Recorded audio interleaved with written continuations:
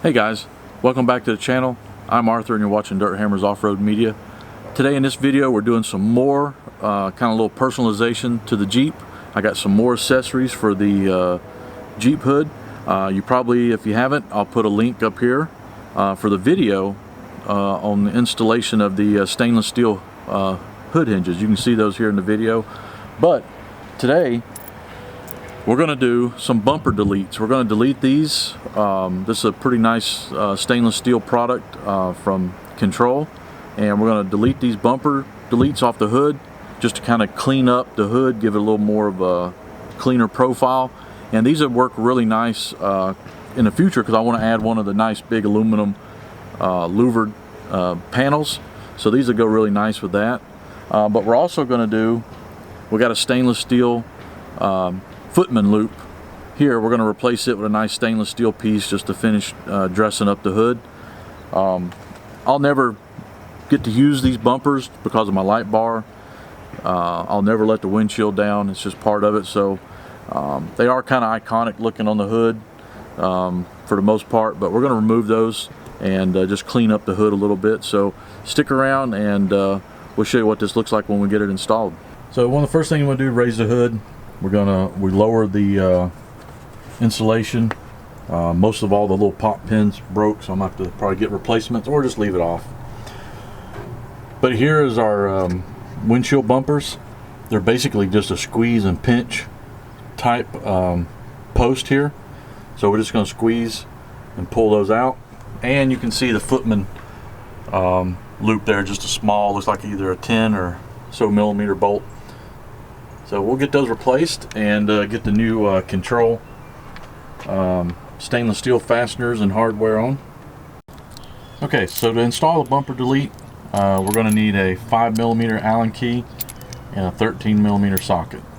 So the factory footman loop bolts ended up being 9mm instead of 10. Okay, so when you go install the footman loop, you want to leave those washers on because those washers will fit perfectly in that recessed area in the hood. Okay, so leave those washers on.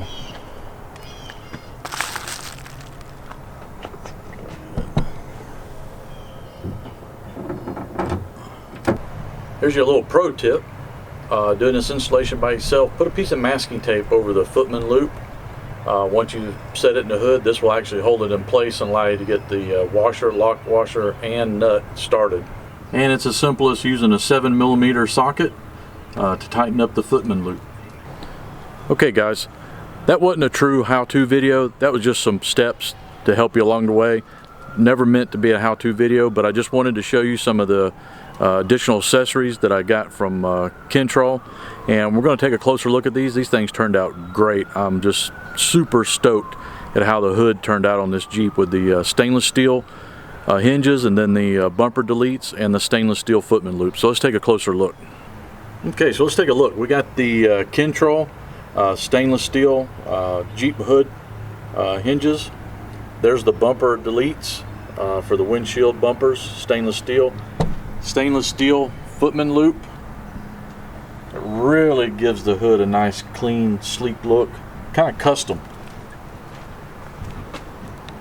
I think it gives it a pretty nice custom look.